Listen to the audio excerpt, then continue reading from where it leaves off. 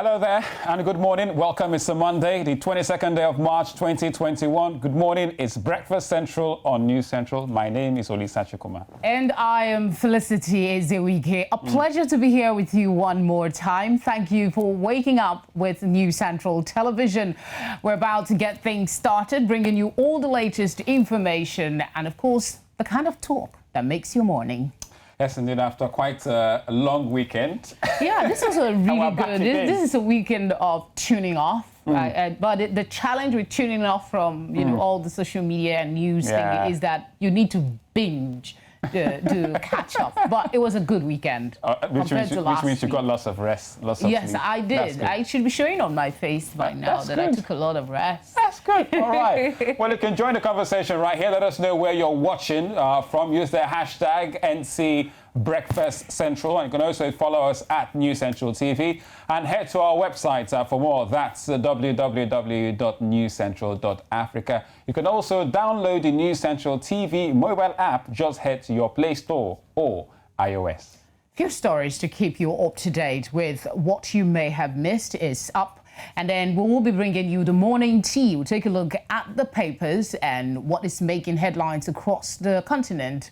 We will, of course, try and make contact with the impact conversation. We're looking at what is going on in the Republic of Congo. That's Congo-Brazzaville. Of course, the unfortunate story at the moment is that the presidential candidate, the main opposition candidate, has passed on. We're talking about, they also had a novel application of having army and the military, go ahead, vote before people. We wanted to have this conversation last week at some point, but it didn't work out. But all of that on the Breakfast Central this morning. And I will also have some updates for you, including sports and hopefully what's been on our timeline lately on social media info space. But let's start off with some news. And this time we're starting in South Africa, where the president, Cyril Ramaphosa, has called for equal opportunity for all, regardless of race, sexual orientation, or disability, as the country marks Human Rights Month in 2021. Now, in a speech yesterday, the President Ramaphosa said South Africa must be a society where the land is owned not by a few, but where all people have access to land for the development, for progress, and for self-upliftment. He also called for a society that recognizes the dignity of every individual and the role of every man, woman, and child in building a better future. 61 years ago, our brave forebears took up this defense of their rights in the face of a harsh, cruel, and unjust system that was oppressive and exploitative. The heroes who protested at Sharpeville on the 21st of March, 1960, took up the cause of liberty, freedom, and human rights. They did so not for themselves alone, but for all of us. And that is why they are our heroes and heroines. In the same way, the struggles we wage today are not for our cause alone. They are also for the men, women, and children of tomorrow, so that they too may live in security, comfort, peace, and freedom. In reflecting on the events at Sharpeville, we appreciate how far we have come from being a society that cares only for the few at the expense of the majority. All right, so that's the South African President Ramaphosa speaking on Human Rights Day. A public holiday for them as well, a Monday. So for many people that are going out to work, everyone in South Africa is having fun. We know that there are essential workers that will not have to observe the holiday, but it's a good thing. And his speech was really deep in a lot of levels. Bringing to mind the recent protests in the country, especially as they marked Human Rights Day yesterday in the country. All right, let's move straight to the north of the continent, where crew members of the Ocean Viking humanitarian vessel have rescued more than 100 migrants off the Libyan coast. Now, the European NGO running the boat said those rescued included 106 children women and men. Now, the NGO said the migrants were on an overcrowded dinghy boat that had run into trouble in international waters around 34 nautical miles from Libya. An official for SOS Mediterranean Needs said the rescued migrants included 31 men, 8 women and 67 children, of whom 51 were unaccompanied. More than 1,200 people died last year while trying to cross the Mediterranean. Now, the Islamic State's West Africa affiliate has claimed responsibility for last week's ambush that killed 33 Malian soldiers. In a statement yesterday, the terror group said its fighters captured 3 vehicles as well as weapons and ammunition. Well, last week's attack left about 14 soldiers injured near the northern town of Tessit, which is near the border where Niger Republic is. Now, ISWAP has claimed responsibility for the previous attacks on either side of the border that have killed dozens of Malians and Nigerian soldiers too. Now, it also carried out the 2017 ambush in the Nigerian village of Tongo Tongo that killed 4 American Special Forces troops and 5 Nigerian soldiers. Sad news. That's a bit of what's been going on across the continent. There's a lot more stories, but because we need to make it as concise as possible, so you should go check out most of these stories. All right, we will be taking our morning tea shortly.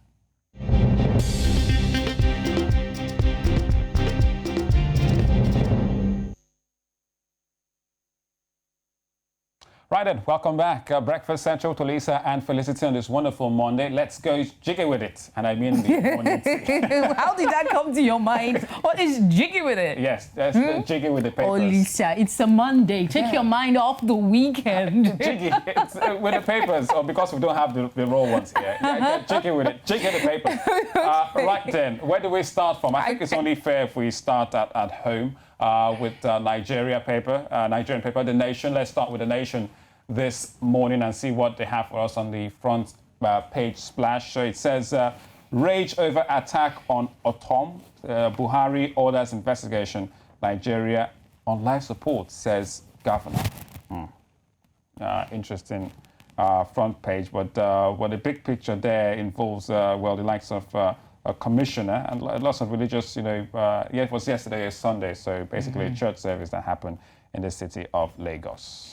Well, let's go to the front page. I think this is in Liberia. Ahead of the 2023 presidential elections, opposition collaborating parties appear to be at loggerheads over who is their best ticket to take on the incumbent president, Judge Way. The quest, that's how the paper is putting it this morning. I'm talking about the front page.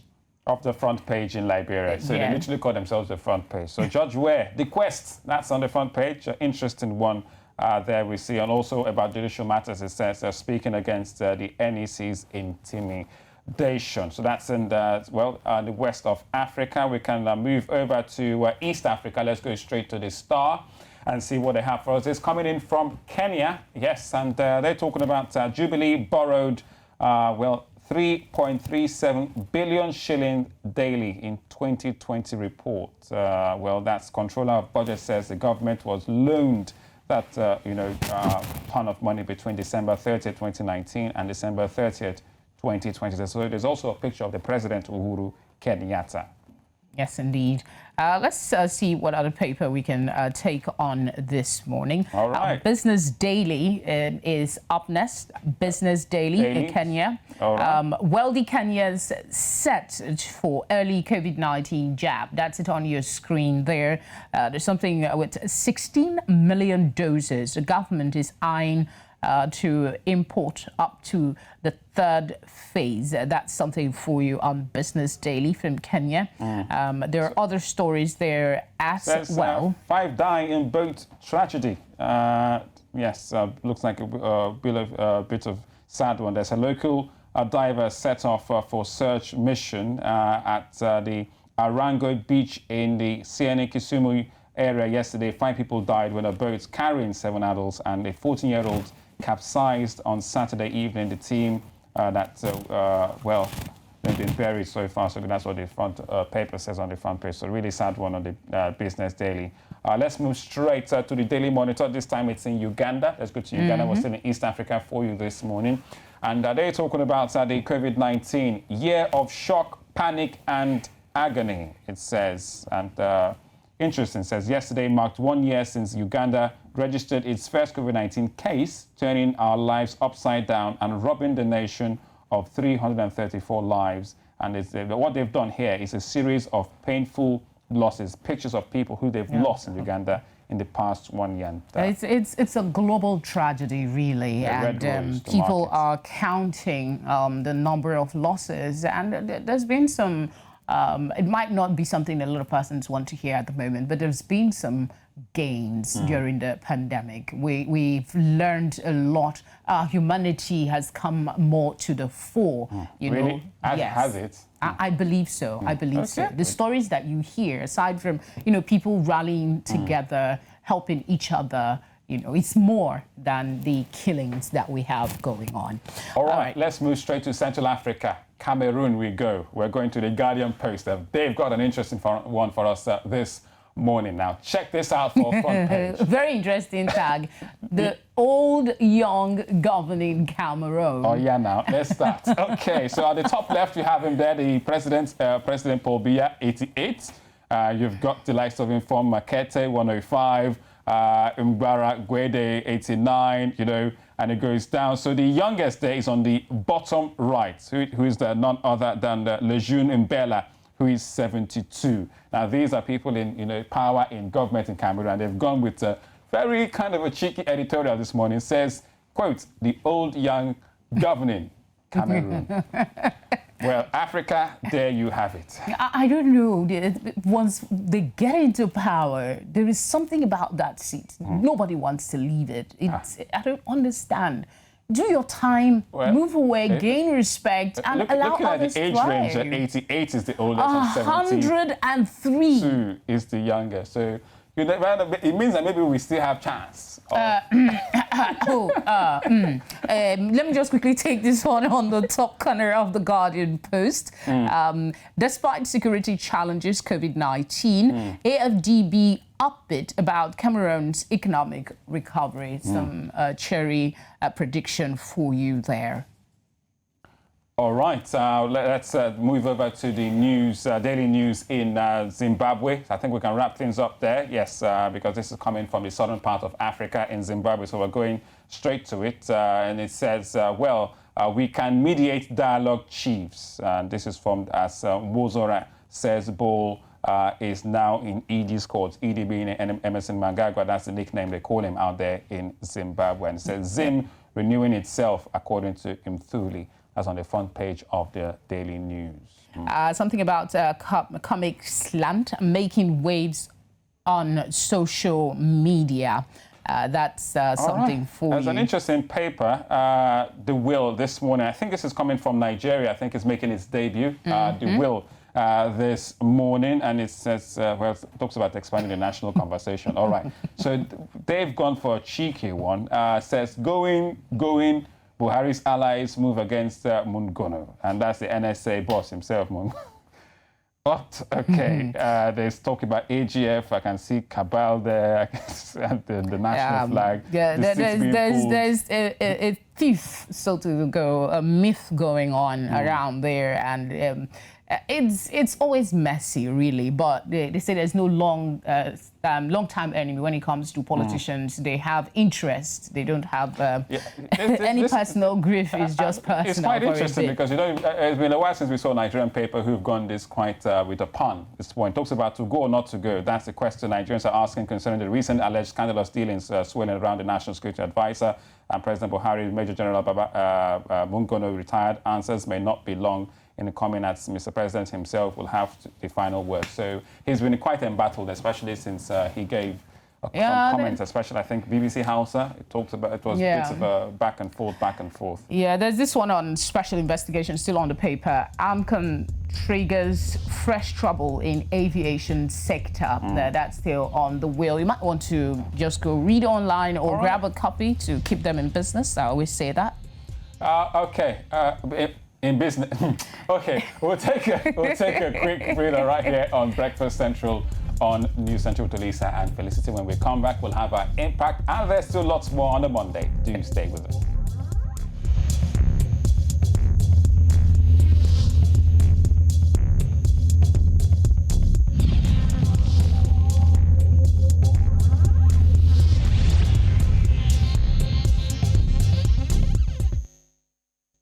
Breakfast Central still here on News Central Television with Olisa and Felicity. I want to take our first impact conversation now. All right, indeed. All right, enough of the laughter and the jokes, but they'll still continue much later on the program, we promise. Now, the Republic of Congo went to the polls yesterday, Sunday, to elect a new president, and there's a report, you have to say, that the election was boycotted by the main opposition party and attacked by critics as towards incumbent leader Denis Sassou Nguesso. Now, there was heavy security presence on the streets of Brazzaville as voters cast their ballots. Now, access to the internet and social media was cut off hours before polls opened at 7 a.m., I beg your pardon, but phone calls and text messages were not down as they were in 2016. The 77-year-old longtime president is widely expected to win against 6 contenders led by economist Guy Price Kolelas, who revealed Saturday that he is gravely ill from COVID-19. The update now is that he has passed on. Sadly so. Now, advance voting for the military ended on Wednesday, which was March 17th, to ensure security on the polling day. Now, results are expected in 2 or 3 days, and the president of Congo is elected for a 5-year term with absolute majority, and the second round between the 2 candidates with the highest votes are needed if no candidate obtains absolute majority in the first round. Nguesso, a former paratrooper, came to power in 1979 and has since spent 36 years in office, making him one of the world's longest-serving leaders. And the latest news coming in says that the leaders of the opposition party in the country we just mentioned has passed on due to complications from coronavirus. Well, joining us this morning on Breakfast Central to really break this all down is political analyst and executive director of the National Congress for Democracy, Dr. Mayabe Talema. Well, Dr. Mayabe, good morning to you. Good morning to you guys. Thank you so much for joining us. Let's just begin with the sad news of the passing of Kolelas. Where does that leave the election? First of all, thank you for having me, and I want to take this moment to, if you allow me, to express my deepest desolation and sadness with regard to the sudden death and surprising death of my brother, my friend, my business partner, and my political ally, Bryce Perfect Kolelas. It's a really sad day for Congo-Brazzaville. It's a sad day for Africa. It's a sad day for the democratic process in the country because, first of all, there's a doubt. There is a certain type of cloud around his death. People are talking about COVID, but not too long ago, a few days before the election, the deputy prime minister of the country, Firmin Ayassa, came on tape and straightened Mr. Perfect Kolelas. And so in the country where there's been death, political death, people who have been killed because of their political views, it's a very suspicious death for most of us. It could be the COVID, but it may not be. But for Congolese people, I'm sure they are very concerned of the conditions which Mr. Brice Perfect Kolelas died, and they are very suspicious of that. Well, before now, there was a video circulating, we can't independently confirm, of him saying that he is unwell, he's battling to save his life. I'm just paraphrasing, and that people should go out and vote. And prior to that, we also know he spoke to the press and said he felt like he had malaria. So doesn't that allay some of your concerns? Is there something beyond that that the public might not be aware of? Well, as I said, I'm sure those were some of the pain that he was having, that he was expressing, but we do not know, you know, where they came from. Was it really COVID? We don't know. But in the country where political assassination has been ruling, it's not very surprising that people would necessarily go there to think that the power in place would assassinate a guy who basically would have won this election if it was a fair and free election, and who was actually among the two candidates who went to the second round of the presidential election in 2016. I'm sure we're going to talk about it, but the reality is that in 2016, Mr. Parfait Kolelas and Mr. General Mokoko was the two leading candidate, and the current president, in fact, only received 8% of the vote in 2016. So in this election here, if it was free, Mr. Bryce Parfait Kolelas would have been pronounced to be the president of that nation. All right, Dr. Talame, you just mentioned about saying if the elections was free and fair. Is that your assessment of the election in terms of the turnout and security from what happened yesterday? Well, you know, when you've been in power for basically since 1979, when Jimmy Carter was president, right? 1979, Jimmy Carter was president. So the current president of Congo was president since 1979 with a 5 years interruption. The only time the interruption took place is when we have, in 1992, we have a presidential election that was free and fair. He came far third person in that election with 17%. And so he came back into power in 1997. And since then, based on what Congolese people have said and what has been written, every election has been rigged elections.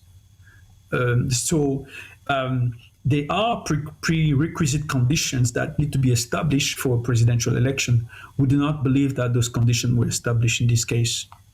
I still want to go back to my earlier question about where this leaves the entire process, because he is the number one contender for the position of president. So do you expect that this will just give the incumbent, a wide pass, or there is still the possibility that another candidate could, at this very late stage emerge?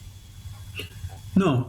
First of all, I think it's important for us to understand that Congo-Brazzaville is not a democracy.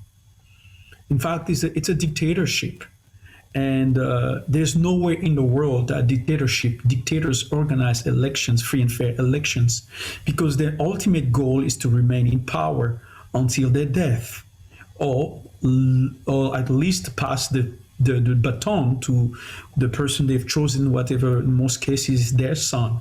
And I think this is Mr. Sassou Nguesso's goal, is to remain in power as long as he's alive.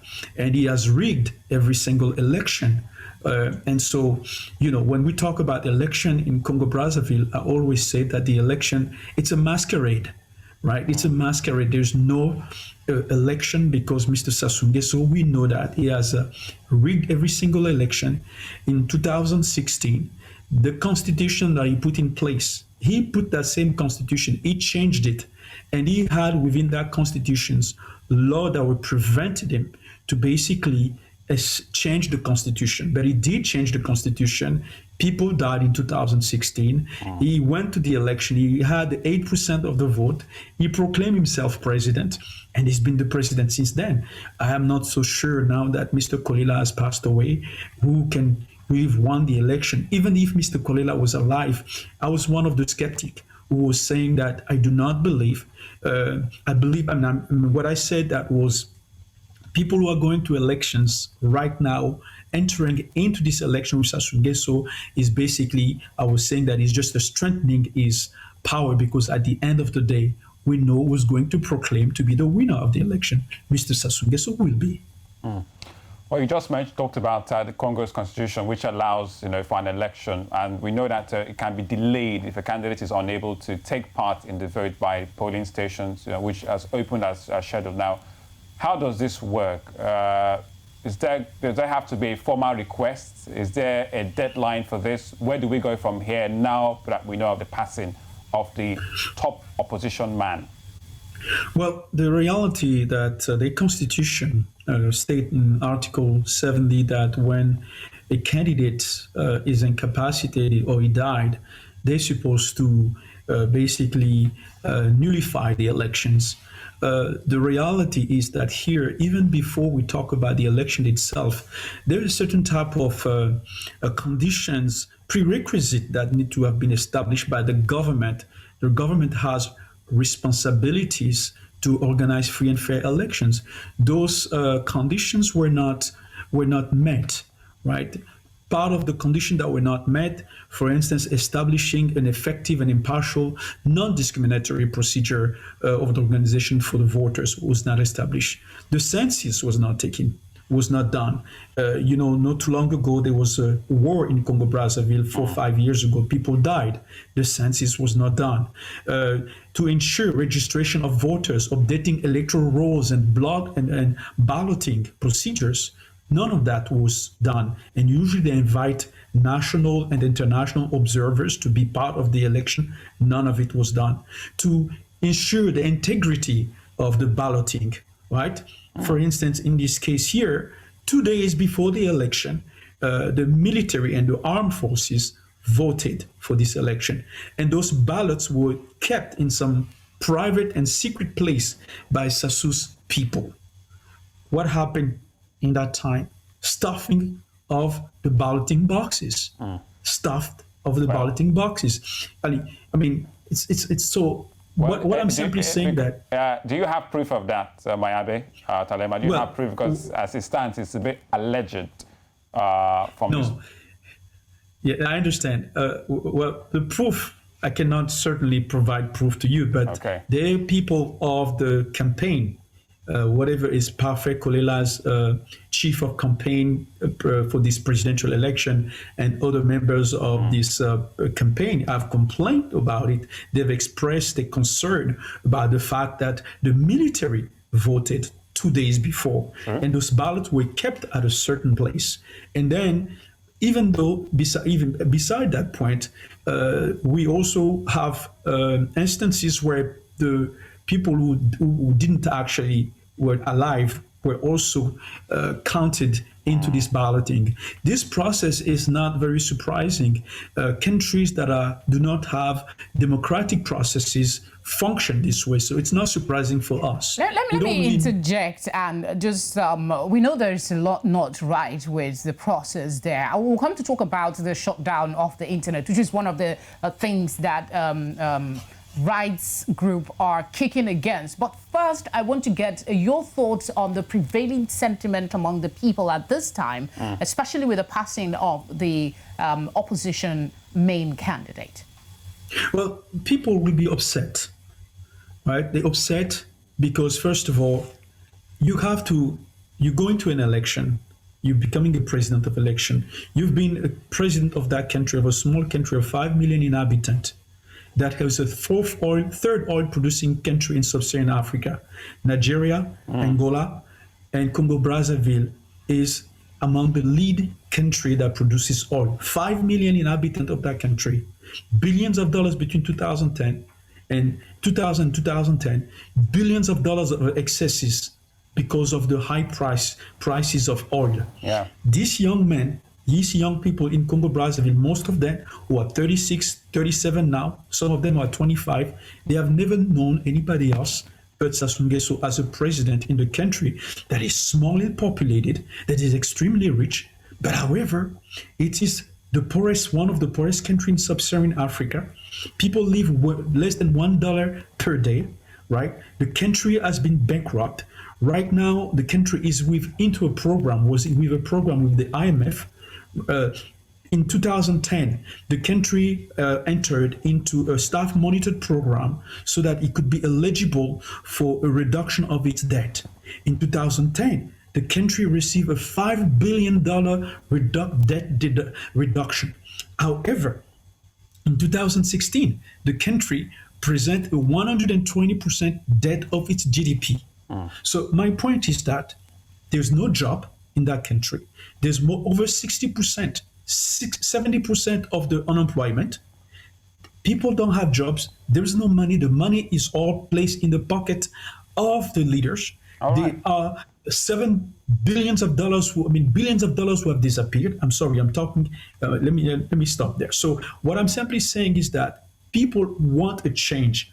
Congolese people want to go on the street and want a change within an oppressive government that has been mediocre, despicable in terms of its result. Dr. Miabe, we expect the results in about 2 or 3 days' time. Just like you talked about Denis Nguesso, who is the incumbent, is one of the longest-serving presidents in Africa, 36 years, just like you pointed out. Is it a case, but if the outcome comes out, are we looking at a lifetime president perhaps for Congo? Is that what you perceive now going forward? Yes, I think that's exactly what he wants. You have to also understand that Mr. Sassou Nguesso, when he changed his constitution in 2016, he has placed conditions within that constitution that will prevent anyone within the country that comes after to basically take him to court or take him to international court. Okay. So that clearly states that this person is afraid of all the crime that he has committed and is trying to basically prevent himself from facing justice or international justice. Thank you so much, Dr. Miabe Talema, who's the Executive Director of National Congress for Democracy, for joining us right here on Breakfast Central. And if you allow me, please let me say one last thing. In 30 seconds, if you please. We're out of time. I know people from Nigeria are listening to us, to me. What I'm simply saying that young people of Africa, young people of Nigeria, Africa isn't changing. We're going to be the youngest population in the world. 75% of less than 25, those who are going to be less than 25 in 2050 will be from Africa. If we don't want our leaders, responsible leaders, Africa is going to be in crisis. So I'm encouraging that what is taking place in Congo, people in Nigeria, people in Senegal, we have to be our brother keepers. And that's my last message I want to share with you. Oh, well spoken. Thank you so much. Well spoken. Thank you very much for joining us on the program. Thank you for having me, sir. All right. It's really heartbreaking for me. I was actually going to, because of time, I was going to ask him to give a message to the young people in Congo Brazzaville. He did that quite well, but encompassed everyone else. It's imperative that leaders know that they're there to serve. It's almost like flogging a dead horse, repeating this over and over. But we must continue to reiterate until something is done. And of course, he had made a call to the young people to get up, take responsibility. Basically, it goes back to that front page in Cameroon we had. It talks about the old young leading Cameroon.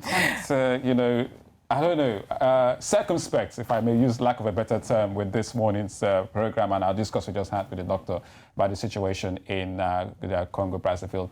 We'll take a breather. We'll come back. We still have more. Don't worry. Olisa and Felicity are not going anywhere anytime soon. Stay with us.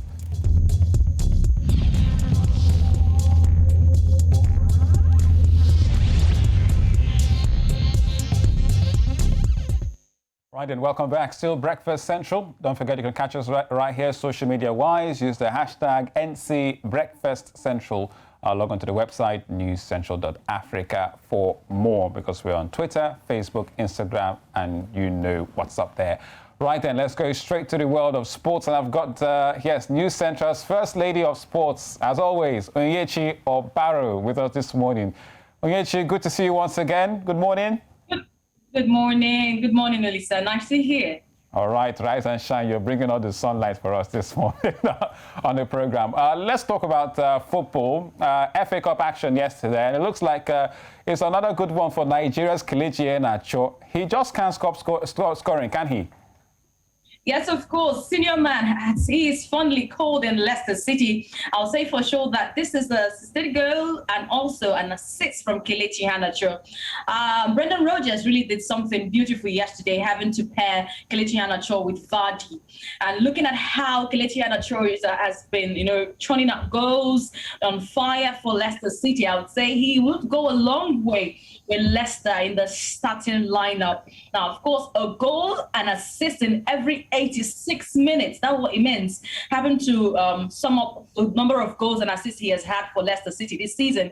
But we won't forget also one man who is also a Nigerian doing something beautiful for Leicester too. Wilfred Ndidi. Wilfred Ndidi was very, very, very instrumental yesterday with his tackles, interception, with his ground dwells. It was really a beautiful performance yesterday from the two Nigerians. Now, of course, he dominated. He dominated the midfield area so very well that he would normally do for Leicester City. It was a beautiful game, a beautiful show of excellence and brilliance from both Nigerians yesterday. All right, so 3-1. It's a good one for Brendan Rodgers, who's the manager of Leicester City, which means he's taking his team to the semi-finals of the FA Cup, where they'll take on, Southampton. We know that Manchester City will take on Chelsea, who also had a victory yesterday, 2-0 over Sheffield Wednesday. So I suppose Nigerians were expecting both. There you have it for the results. Chelsea 2, Sheffield United 0, Leicester City 3-1 over Manchester United. Iheanacho scoring twice against United. As we speak right now, I think there's only one route for Iheanacho. I think that's straight to Lagos now, right? Super Eagles camp, right? Yes, of course. So many Lagosians and even Nigerians will be expecting he brings the same form to the AFCON qualifiers. Yes, the camp is open now. We can see some Nigerian players already in camp. But we can't wait for that senior man, as they call him, to get into camp and bring the same form all the way from England down to Nigeria there. I'm proud of this change right now, because there was a time when Nigerians would not even want to see Kelechi Iheanacho's name in that squad list. But now everyone is so gone in for him. Come on. All right. Okay. So we'll get to see senior man Kelechi very soon in the Nigerian shirt. Let's talk about another game that we saw yesterday. Arsenal in the Premier League against their opponents, West Ham United. It finished 3-3. Arsenal at some point were 3-0 down in that game. How did they come back? That was really a surprise for me too. But I would say that England and refereeing and all that decision making, there is a two-sided way for that the standards in English Premiership. Now remember that there was a time when Brighton and Hove Albion, their goal was cancelled because it was taken too quickly, according to them. Now that worked in favour. It worked in favour of Arsenal yesterday. But coming back from that 3 goals up was a big surprise. But Odegaard's performance should be noticed there, because he was instrumental in all 3. Arteta really is trying to work on outsmarting David Moyes and his team. But yesterday was a good win for them. Even we had to see Aubameyang taken out. It was a good thing we did see him, that he was not still suffering from the old punishment. We could see him. But after he was taken out, we saw that goal from Lacazette. So it was a beautiful one, a beautiful comeback for Arsenal. All right, I'm sure we'll get to talk about all of that sports much later. So no more club football in Yechi. So right now it means that everybody should pick up their national team jerseys, right? Whether you're an elephant, a Super Eagle, a WWE Lion, it's time for Africa, right? Yes, of course. We can't wait for that international break. You get to see all our African players don their jerseys. Yes, of course. I'll be picking my green, white, green over here.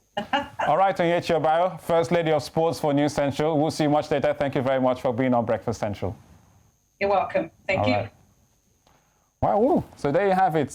No more international, no more club football, but at least for now, it means wherever you kept your Super Eagles jersey or Cameroon jersey, or which one? Senegal Indomitable Teranga Lions. The only time I have this enthusiasm for football is when Nigeria is playing. Yeah, so good news. Nigeria will be playing in Lagos very soon. I would like to even go to the stadium and watch them. That's when my adrenaline my sister is a pandemic.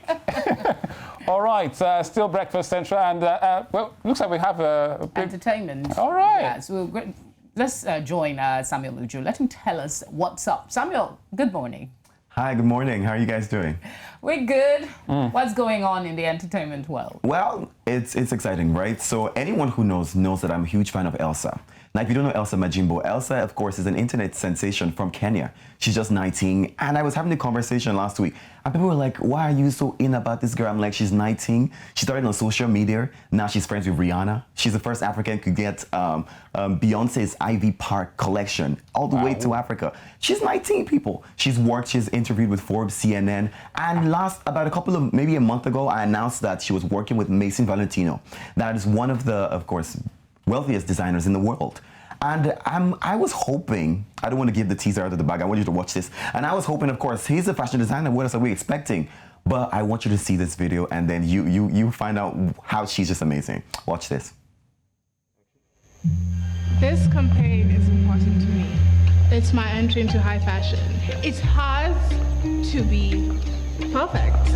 So, I want to start with a pitch black view while cinematic music plays in the background until suddenly a light beams from behind. Then the camera starts to zoom in. And as it does, I am slowly revealed. And I turn to the camera and I say, "Hello, high fashion." Elsa has arrived. Then the wind starts blowing in my hair. I'll probably need different hair for this part. And then I'll talk about my collaboration with Valentino. I'll talk about how it's not a clothing collaboration like everyone expects. It's a book for children and their parents. And then I'll reveal the book. Wait, it needs to be more interesting than that. It will drop from above. And then I'll look into the camera and say, the alphabet for kids and adults. A collaboration by Valentino and me. Then fade to black. Then I'll have the Valentino logo and my name pop up. I'm like, it doesn't get any bigger than that. Creative. I did see it yesterday. Oh my gosh. Very, very creative. And I think that's what blows my mind, you know, the fact that she's 19. What most people don't know is she's a 15 times, of course, chess winner. So Wow. she plays chess perfectly. 15 times. 15 like times. The chess back. Yup, championship. So in fact, in her interview with, was it Forbes, you know, they called her Queen Gambit, just like the Netflix film, you know, Queen Gambit. Oh. I'm just blown away, you know, being young We and have a lot of creative. talents coming out of Africa. And she's IQ, just one of them. Brains. And she is Humor. doing well for herself. She is, Wow. she is. Net I'm like worth. you, Net I'm worth. just And then the like, net worth. How much? How much? At this point in time, I don't know. I can't even tell. Because like Beyonce, last week, Forbes interviewed Beyonce, and then Beyonce put out a couple of young people who inspire her. And not even young people, women in general. And Elsa's name was on that list. I'm like, wait, come on. Okay. I'm like, how does it, what? All That's right, incredible. I'm just let's proud to move be on. African. All right, now moving on. We're so excited. A lot of people are still in the Grammy spirit. Burna Boy, of course, brought that award home for Nigeria, being the first Nigerian to win for an independent body of work. You know, he's not the first Nigerian to win a Grammy, but then for an original independent body of work, he happens to be the first. Now, what's interesting is over a month ago, I remember bringing, you know, information here that he's working on a song with Justin Bieber. Now, let's play our first video, and then I'm going to play a second one, and then we're going to have a conversation around it. Let's watch this. I need you to believe in me, baby. I need you on my team, baby. I need you to believe in me, baby. I don't need me, baby, right now, 'cause I need you. Don't need no receipt, little baby. Don't give up in the keep, little baby. With the booty on me, little baby. I put your neck on me, little baby. Sex on the beat, little baby. All right, so now that was a clip that I brought, you know, and everyone was like, ooh, this, I don't know who videoed it from the studio or how we got this behind the scene, but now everyone's excited, like, oh, it sounds like a good beat. So now Justin Bieber drops his album, right, Justice, title Justice, Canadian Justin Bieber, we all know him, we all love him, 2 days ago. And Burna Boy is the only African on that, you know, on that album. Now let's listen to this song.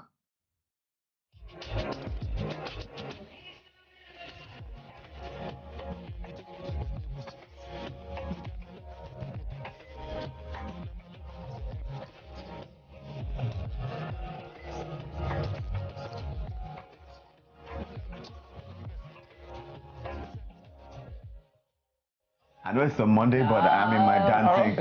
So Justin Bieber has an album. He has an album. So how many songs is Burna Boy on the album? Just one. Just one. Just one okay. song. So it's funny because now, of course, if you listen, there are two different things I just played now. Okay. So I'm like, wait, are we expecting maybe he's on Burna's new album? You know, are we expecting a Burna album where Justin Bieber features? Oh. Because that's what makes perfect sense to me. But Anyway. The music is good though. I listened to it from the start to hottest. finish, and I just love that sound from Burna Boy. Burna is good. Burna just knows how to. I mean, Burna's worked with almost everyone at this point, from Beyonce to Sia, He's you the know, to hottest Justin property Bieber. right now, right? You just want to have a collab with Burna Boy. Everyone. The Wow. Grammy bringer. The Grammy bring. Wow.